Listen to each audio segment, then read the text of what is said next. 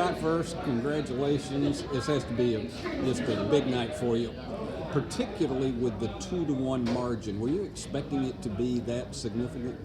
Well, we worked hard. Our message has been the same the whole time, and we were expecting for our hard work to pay off tonight, and it did.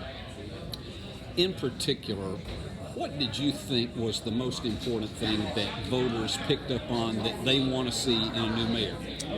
I think it's accessibility, it's transparency. The things we've been talking about for the last 10 months, efficiency, transparency, and inclusivity, making people feel involved and being accessible at a whole new level, utilizing what we did with social media and digital ads to make people feel just that more included in what we were doing.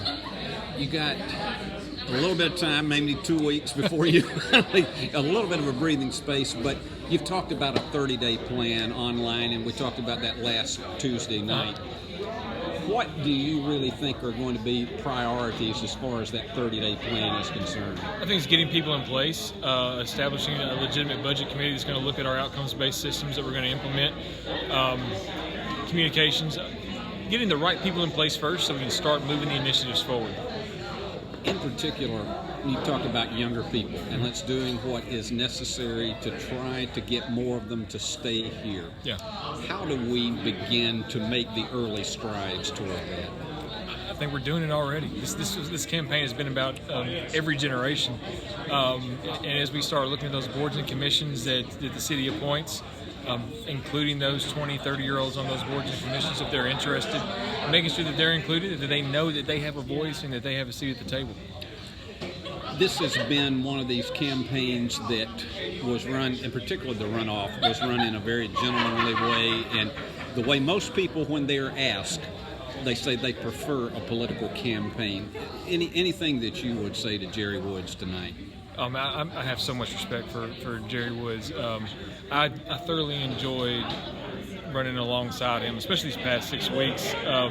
We would sit down in places before we spoke and talk about our schedules and talk about what we had next and making sure that each one of us were invited to things. It was very amicable.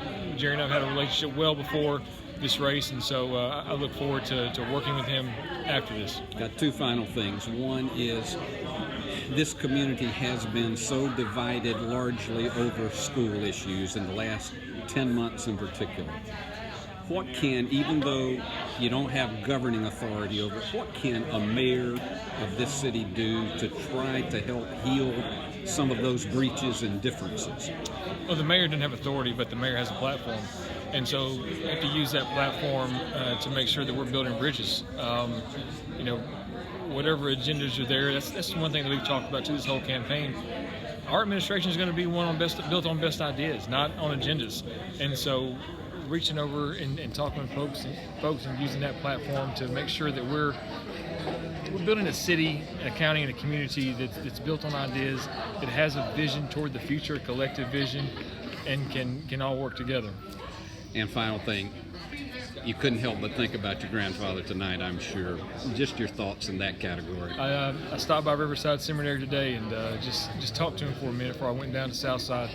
I just think back to 1988, the last time he got sworn in, and standing there watching him get sworn in and being around his office so much, and the life lessons that he was teaching me at the time that I didn't think about. I just hope that as a leader and as a mayor and as someone that's leading the city in the future, that I can just do half the job that he did, and I hope I can make him proud. Congratulations, Scott. Thank you.